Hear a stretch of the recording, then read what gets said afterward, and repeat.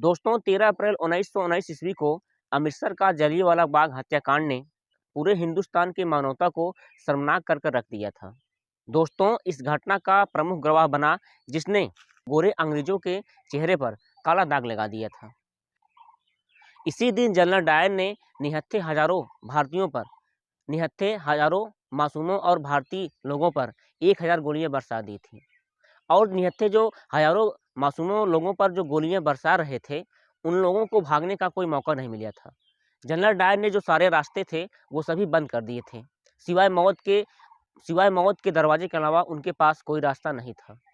आगे चलकर ऊधम सिंह ने, जो जनरल डायर ने निहत्थे हजारों मासूमों लोगों की निहत्थे गोलियां चलवाकर हत्या कर दिया था, उसी को गोली मारकर हत्या कर देते हैं। नमस्कार दोस्तों, आप देख रहे हैं लिस्टन रवि स्टोरी, सच्ची घटनाओं पर आधारित कहानी। दोस्तों मैं रवि, आज मैं जो आप लोगों को सच्ची कहानी बताने जा रहा हूं, इसे सुनकर शायद आपके होश उड़ जाएंगे। तो आज़ादी इतनी सस्ती नहीं मिली है जितनी कि आजकल की पीढ़ी बहुत आसानी के साथ एंजॉय करती है। दोस्तों उस समय जलियांवाला बाग हत्याकांड का न्यू पढ़ना जो है वह शुरू हो गया था। 13 अप्रैल 1919 ईस्वी को अंग्रेजों द्वारा रूरल एक्ट जो है वह लागू किया था। इसका घोर प्रदर्शन जो है पूरे देश में जो है विरोध चल रहा था। इस घोर विरोध प्रदर्शन में डॉक्टर सत्यपाल मलिक और डॉक्टर सैफुद्दीन किचलू को, जो अंग्रेज से जो है वह जो है उन्हें गिरफ्तार कर कर जेल भेज दिए थे। लेकिन जो इसका विरोध था जो है वह थम नहीं रहा था, वह लगातार जो है वह जारी था।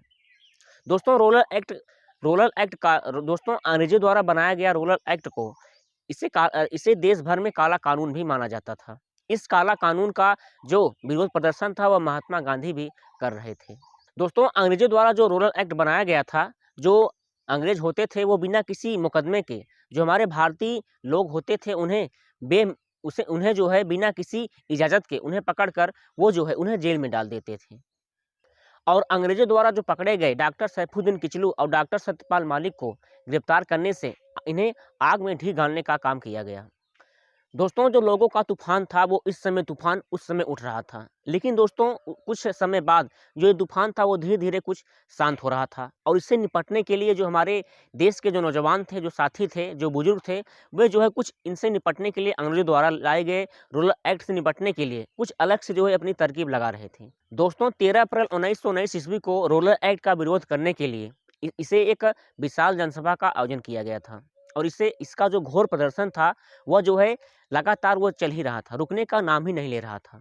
दोस्तों जो इसका गठन होने वाला था, इसमें सभी लोगों को यहाँ पर मौजूद होना था, मौजूद होकर जो इस रूरल एक्ट था इसका घोर प्रदर्शन करना था। दोस्तों लेकिन जो इधर अंग्रेज थे जो है वह गिरफ्तारी का जो नाम था वो रुकने का नाम ही नहीं ले रहा था। वो जो है लगातार किसी न किसी भारतीय को गिरफ्तार कर कर वह जेल में डाल देते थे। लेकिन जो हमारे भारतीय समाज के लोग थे इसका जो है वह खुलकर प्रदर्शन करते थे।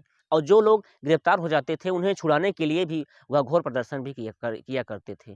दोस्तों जो जलियांवाला बाग का जो विशाल जनसभा का जो गठन होने वाला था, जो इसका जनरल डायर होता है, जो अंग्रेज था जिन्हें रूरल एक्ट बनाया था, जो जनरल डायर होता है उसे पहले से कोई नौजवान को ले जाकर उन्हें सूचना दे देता है कि सर जो है वहाँ पर भारतीय लोग जो है वहाँ पर एक विशाल जनसभा का आयोजन कर रहे हैं, उसमें जो है काफ़ी लोग वहाँ पर मौजूद होंगे। लेकिन दोस्तों यहाँ सोचने वाली बात ये थी कि पंजाब में एक जो है वैसाखी का जो है वह त्यौहार मनाया जाता था। और जो है त्यौहार जो मनाया जाता था उसमें मनाने के साथ साथ जो एक दूसरे होते थे वो आपस में मिलते थे और भाईचारा का संदेश देते थे।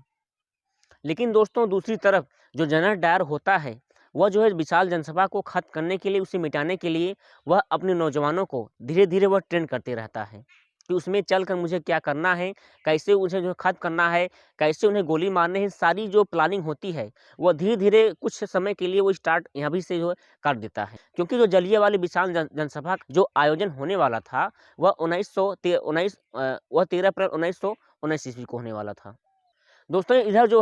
दोस्तों इधर जो पंजाब में बैसाखी त्यौहार चल रहा था, लोग एक दूसरे को मिठाइयाँ बांट रहे थे, अपनी जो त्यौहार होता है बहुत खुशी के साथ वह मना रहे होते हैं और एक दूसरे से गले मिल रहे होते हैं। लेकिन इधर जो जनरल डायर होता है वो अपनी टूटी सैनिक को लेकर वह जो है एक रात में ही विशाल मीटिंग रखता है। मीटिंग रखने के दौरान वहाँ पर कितने मुझे सैनिक लेकर जाना है, कैसे कैसे उस घटना को अंजाम देना है, इसकी सारी जो प्लानिंग होती है वह जो है लगातार करता रहता है। दोस्तों सुबह का वक्त हो रहा था। उस जलियांवाले बाग में 2500 लोग जो है वहाँ पर इकट्ठा हो गए थे। इधर जो जनरल डायर होता है, इसे सूचना जो है तुरंत मिल जाती है। तो दोस्तों इधर जो जनरल डायर होता है, वह अपने सैनिकों को लेकर उस विशाल जनसभा में पहुँच जाता है और पहुँच जाता है। लेकिन इसके पहुँचने की जो सूचना होती है, विशाल जनसभा में सभी भारतीयों लोगों को वह मालूम नहीं होती है। वह धीरे से इधर जो जनरल डायर होता है अपने सैनिकों को लेकर वहाँ पहुँच जाता है। पहुँचने के बाद एक-एक रास्तों को जो होता है वह ब्लॉक कर देता है, क्लोज कर देता है, अर्थात वह बंद कर देता है। बंद करने का मतलब ये हुआ कि कोई भी भारतीय जो है इस विशाल जनसभा से बाहर नहीं जा पाएगा। इसके बाद दोस्तों जो कुछ रास्ते जो बचे हुए थे, उस रास्ते पर वो जनरल डायर जो है अपना बड़े-बड़े तोप को ले जाकर खड़ा कर दिया था, क्योंकि तोप भी इतना बड़ा था कि उसे कोई लांघ कर भी नहीं जा सकता था। दोस्तों इसके बाद विशाल जनसभा को देखने के बाद जो जनरल डायर होता है, वह सैनिकों से अपने जो है पोजीशन लेने को आदेश देता है। दोस्तों बिना किसी चेतावनी के, बिना किसी आदेश के जो सैनिक होते हैं, वह अपनी बंदूकों को लगातार जो है वह सही निशाने पर खड़े कर कर रखने का सिलसिला जो होता है वह प्रारंभ कर देते हैं। दोस्तों इसके बाद जो सैनिक होते हैं लगातार जो है भारतीय नौजवान पर लगातार गोलियां बरसा रहे थे। 50 कारतूस और कई खोखे जो है लेकर अपने साथ लेकर आए थे। ऐसा लग रहा था कि इस घटना की जो डिसाइड थी, इस घटना की जो जानकारी थी, इससे पहले से ये लोग अपनी मीटिंग में डिसाइड कर लिए थे कि मुझे पहुंचने के बाद वहां क्या करना है, कैसे कितने सैनिकों को लेकर जाना है, कितनी बंदूकें लेकर जाना है और कितने कितने राउंड में कितनी गोलियां जो है वहां पर निकलेगी। दोस्तों इधर जो सैनिक होते हैं वह लगातार गोलियां बरसा रहे थे। कम से कम 60 राउंड में वो कम से कम 1500-2000 गोलियां जो है वह भारतीय सैनिकों को ऊपर चला रहे थे। इधर सभी लोग भागने भागने और अपनी जान बचाने के लिए अफरा-तफरी मची थी, लेकिन कोई भी अपनी जान को बचा नहीं पा रहा था। क्योंकि जो जनरल डायर था अपने सैनिकों को आदेश दिया था कि कोई भी भारतीय जवान निहत्थे बचना नहीं चाहिए। बूढ़े नौजवान सभी लोगों को गोली से भून दो। दोस्तों इधर नन्हे-मुन्ने बच्चे होते हैं, जो छोटे-छोटे बच्चे होते हैं और नौजवान कुछ बूढ़े जो होते हैं अपनी जान बचाने के लिए भरपूर कोशिश करते हैं, लेकिन जो सैनिकों होते हैं, जो अंग्रेज़ों के जो सैनिक होते हैं, उन्हें उन्हें लगातार जो है उन्हें गोली मार रहे थे। दोस्तों कोई जान बचाने के लिए वह अपनी कोई कुएँ में गिर रहा था, कोई जान बचाने के लिए वह किसी रास्ते को लांघ रहा था, लेकिन जो है जो सैनिक होते हैं वह बिना किसी दर्द के जो है लगातार वो गोलियाँ मार रहे थे। दोस्तों आस-पास में जो जो कुआँ होता है, कितने लोग कुएँ में डूब जाते हैं, गिर जाते हैं, सोचते हैं कि अपनी जान बच जाए, लेकिन दोस्तों कुएँ में गिरने के बाद किसी की जान नहीं बचती है। अगले दिन जब कुएँ में जाँच पड़ताल किया जाता है तो उस कुएँ से 120 लोगों की लाश निकलती है, जिसे आज भी खूनी कुआँ के नाम से जानते हैं। दोस्तों इसके बाद जो जनरल डायर होता है, वह हँसते हुए जो है भारतीय नौजवान को गोलियाँ बरसा रहा था और इसके 10 मिनट बाद अपने सैनिकों को रुकने का आदेश देता है और राक्षस जो होता है हँसते हुए जो है अपनी मंजिल की तरफ जाता है। दोस्तों सड़क पर जो है कोई भी नौजवान, कोई भी भारतीय मिलता था तो उसे भी वहाँ पर गोली मार देता था और उस नौजवान को अपने तोप में बाँधकर घसीटते हुए जो है वह अपने घसीटते हुए लेकर जाता था। उसे घसीटते हुए लेकर जाता था। दोस्तों इतना निर्दयी, इतना क्रूर वह व्यक्ति था कि सोचने वाली कोई बात ही नहीं थी। दोस्तों इस घटना की जो निंदा था, वह हमारे भारतीय समाज के लोग बहुत ज़ोरों के साथ वो इसका घोर प्रदर्शन कर रहे थे। घोर प्रदर्शन इतना ज़ोरों पर था कि जो इसका लेफ्टिनेंट कमिश्नर होता है, माइकल एडवायर जो है, इसकी जाँच कमीशन के लिए बैठाता है और जाँच कमीशन जब बैठाता है तो इसकी जाँच जो है बहुत तेज़ों के साथ जो है आसमान पर छू रही थी। दोस्तों जो माइकल एडवायर होता है, वह जो है जनरल डायर से पूछता है कि ये बताओ तुमने निहत्थे जो है जलियांवाले बाग हत्याकांड में 1000 लोगों के ऊपर गोलियां क्यों चलवाई? तो वो बताता है कि सर जो अगर मैं उस समय वहाँ पर गोलियां नहीं चलवाता तो वो लोग जो इतनी भीड़ थी तो वो लोग मुझे ही मार डालते। इसलिए मैंने अपनी जान बचाने के लिए मैं वहाँ पर जो है अपने सैनिकों को भेजकर मैं अपने सैनिकों द्वारा वहाँ पर निहत्थे सैनिकों द्वारा वहाँ पर गोली चलवाया। दोस्तों जो लेफ्टिनेंट एडवायर होता है वह इस मामले की जांच कर रहा होता है और इसके और जांच कर रहा होता है और जनरल डायर की जवाब से वह संतुष्ट हो जाता है और जांच में जो लिख देता है कि वो अपनी जान बचाने के लिए उन्होंने ऐसा कार्य किया। लेकिन दोस्तों इस जांच से जो है हमारे भारतीय जो थे वह संतुष्ट नहीं थे, क्योंकि मामला जो था बहुत गंभीर के साथ वह दबाव बन रहा था और हमारे जो भारतीय समाज के लोग थे वह इसका घोर प्रदर्शन कर रहे होते हैं। दोस्तों जो इसकी जांच होती है वह आगे चलकर जो है लाहौर के हंटर कमिश्नर को दिया जाता है। हंटर जो कमिश्नर होता है इसकी फिर से वह अपनी गठित टीम के साथ जाँच करता है, जाँच पड़ताल करने में जुट जाता है। लेकिन दोस्तों जो जाँच पड़ताल कर रहा होता है, वह जो है वह भी जो है वही जाँच लिखता है कि इन्होंने अपनी जान बचाने के लिए जवाबी कार्रवाई की, जिसमें कुछ सैनिकों की मृत्यु हो गई। और जो है जाँच में वह क्लीन चिट दे देता है। लेकिन दोस्तों 19 जुलाई 1927 को जो जनरल डायर होता है, जो निहत्थे मासूम भारतीयों पर गोली चलवाया था, उसकी मृत्यु हो जाती है। लेकिन दोस्तों इधर जो जलियांवाला बाग हत्याकांड में जब गोलियाँ बरसाई जा रही थी, तो उस समय जो ऊधम सिंह होते हैं वह बच जाते हैं। वह जो है बच जाते हैं, उनके ऊपर गोलियाँ नहीं लगी थी। लेकिन उन्होंने उसी समय जो है प्रण ले लिया था कि हमारे जलियांवाला बाग हत्याकांड में जितने बूढ़े, मासूम, माताएँ-बहनें जितने भी लोगों की जानें गई हैं, मैं इनका चुन-चुन कर बदला लूँगा। इसके बाद इन्होंने जो ऊधम सिंह होते हैं, वह गदर पार्टी की जॉइन कर लेते हैं।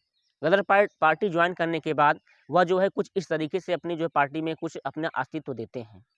दोस्तों इसके बाद जो ऊधम सिंह होते हैं, वह जो है उनके ऊपर माता-पिता का साया जो है उठ जाता है। क्योंकि वह जो है अकेले हो जाते हैं, लेकिन अकेले होने के साथ-साथ वह जो ऊधम सिंह होते हैं, वह भारतीय समाज के लिए बहुत ज़ोरों के साथ वह लड़ रहे होते हैं। दोस्तों इसके बाद जो ऊधम सिंह होते हैं, वो लाहौर कमिश्नर को पकड़ने के लिए वह जो है लंदन तक पहुँच जाते हैं, क्योंकि वह लंदन में ही रहता था। क्योंकि वो जो कोर्ट का आदेश होता है, उसे दिया गया था कि वह जो है ब्रिटेन में ही रहेगा और अपनी ब्रिटेन की शासक में ही वह अपना सरकार का काम चलाएगा। इसलिए उसे भारत आने से जो है सख्त मना कर दिया गया था। लेकिन भारतीय समाज की वो बदला लेने के लिए जो ऊधम सिंह होते हैं, वह लंदन पहुँच जाते हैं। लंदन पहुँचने के बाद जो है एक उन्हें बढ़ई का काम मिलता है, क्योंकि उनके पास इतना पैसा नहीं था कि वो पहुँच के तुरंत पिस्टल खरीद लें और खरीदने के बाद उनको गोली मार दें। इसके बाद बढ़ई का काम मिलता है, बढ़ई का काम वह बड़े बहुत प्यार से करते हैं। बढ़ई का काम करने के साथ-साथ जो है वह कुछ पैसे जो है इकट्ठा करते हैं। जब उन्हें तनख्वाह मिलती थी, तो वह अपने पैसों को एक गुल्लक में डालकर उन्हें इकट्ठा कर लेते थे और वह अपनी कुछ जो है पेट पालते थे और अपना कुछ भोजन ग्रहण करते थे। जैसे-तैसे जो है इन्हें जो है जैसे-तैसे कर कर जो है ये जो है कुछ पैसा इकट्ठा किया। पैसा इकट्ठा करने के बाद इन्होंने अपनी पढ़ाई को भी जारी किया। 21 वर्ष की आयु में इन्हें जो है एक पिस्तौल खरीदने का मौका मिला और जो ऊधम सिंह होते हैं उन्हें लगा कि मैं अपने लक्ष्य तक पहुँच रहा होता हूँ। 1940 में लंदन के कैस्टन हॉल में इंडिया एसोसिएशन की कुछ जो है पार्टी की कार्यालय जो है वह चल रही होती है। इसी में जो ऊधम सिंह होते हैं वह जो है अपनी बंदूक को एक किताब में छुपा कर ले जाते हैं। जब वह किताब में छुपा कर ले जाते हैं और छुपाने के बाद वह जब किसी भी हद तक जो है हॉल में पहुँचते हैं, हॉल में पहुँचने के बाद वह 3 राउंड जैसे ही उस मीटिंग की शुरुआत होती है, तो मीटिंग के शुरुआती दौरान में जो ऊधम सिंह होते हैं, वह जो लाहौर के कमिश्नर को 3 गोली मारकर वह निहत्थे हत्या कर देते हैं। और हत्या कर देने के बाद जो बैरिंग को तोड़ते हुए वह भागते हैं, लेकिन जो सैनिक होते हैं उन्हें पकड़ लेते हैं और पकड़ने के बाद उन्हें जो है फांसी जो है दे देते हैं। क्योंकि दोस्तों इसमें 2 अंग्रेज़ों की जान गई थी, क्योंकि वह एक जो अंग्रेज़ होता है वह खुद ही मर गया था और जो इधर एक अंग्रेज़ होता है उसे जो है ऊधम सिंह जो है उसे मार देते हैं और इस तरह जो है अपनी भारतीय समाज के जो निहत्थे लोगों की जान गई थी उसका वह बदला लेते हैं। दोस्तों इस कहानी को सुनने के बाद आपको कैसा लगा? अपनी राय कमेंट सेक्शन में ज़रूर लिखें और ऐसे अमेजिंग इन्फॉर्मेशन वीडियो के लिए हमारे चैनल को सब्सक्राइब कर लीजिए। मिलते हैं नई पेशकश कहानी के साथ, तब तक के लिए धन्यवाद।